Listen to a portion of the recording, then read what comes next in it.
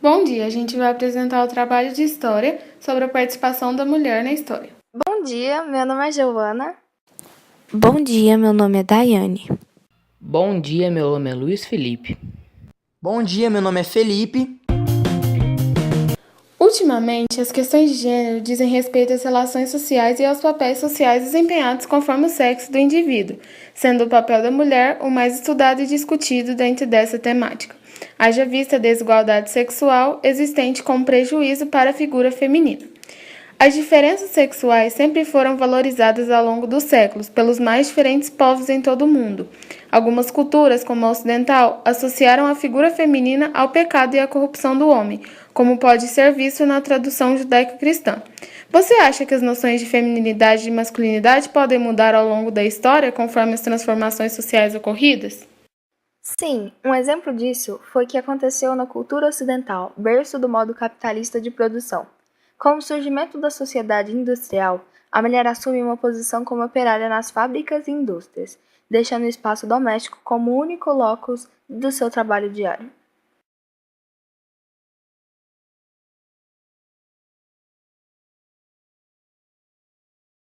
Não foram poucos os problemas enfrentados pelas mulheres, principalmente ao se considerar um regime de trabalho exaustivo no início do processo de industrialização e formação dos grandes centros urbanos.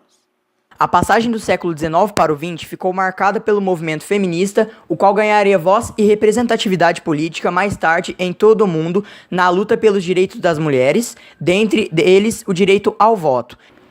Esse aumento na participação do voto pelas mulheres é a confirmação que elas estão conquistando seu espaço? Podemos dizer que sim, embora os desafios encontrados pelas mulheres, tanto na política quanto na sociedade, de modo geral, ainda são consideráveis. Em um país de cultura predominante machista e de raízes patriarcas, a mulher parece ganhar, embora Agora eu vou falar um pouco sobre Joana d'Arc, que foi uma importante guerreira na sociedade, que ela nasceu na França no ano de 1402. E a história de vida dela foi bem trágica. Ela presenciou o assassinato de vários membros da família e com 13 anos de idade começou a ter visões. Motivada pelas mensagens, ela cortou o cabelo curto, vestiu-se de homem e começou a fazer treinamentos militares. E ela foi aceita no exército francês, chegando a comandar até tropas. Suas vitórias foram bastante importantes e o conhecimento que ela ganhou do rei Carlos VI despertou a inveja em outros líderes militares da França, e eles começaram a conspirar e diminuíram o apoio de Joana d'Arc. Em 1430, durante uma batalha, ela foi ferida e capturada, e foi acusada de praticar feitiçaria e condenada à morte na fogueira, e ela foi queimada viva no ano de 1431.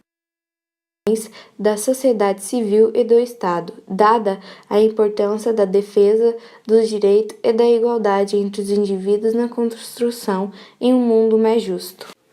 Como vocês podem ver nas imagens, os papéis que antigamente poderiam ser ocupados apenas por homens, hoje também são ocupados por mulheres.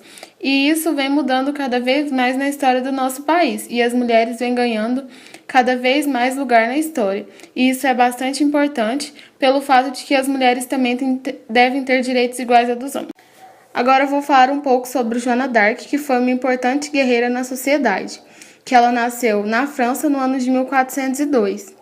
E a história de vida dela foi bem trágica. Ela presenciou o assassinato de vários membros da família e com 13 anos de idade começou a ter visões. Motivada pelas mensagens, ela cortou o cabelo curto, vestiu-se de homem e começou a fazer treinamentos militares. E ela foi aceita no exército francês, chegando a comandar até tropas.